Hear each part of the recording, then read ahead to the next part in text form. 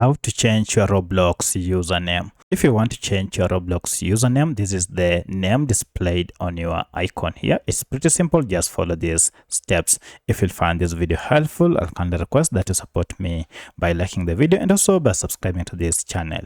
To do this, it's quite simple. Just tap on the name, and here you'll have an option to edit this name. So let me move it up and go to edit name here. You can also go to edit profile. That is also still possible, but to be specific only for the name, go ahead and tap on this pencil icon, and here you can now go ahead and add anything or remove anything from your name, and then you will be able to save it by clicking or typing on save here. So for my case, I don't want to make that change, so I'll cancel this.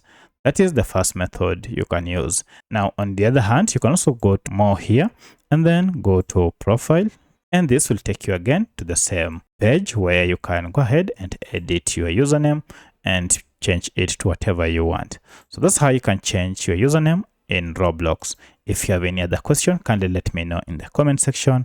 Otherwise, thanks for watching, and let's meet in the next video.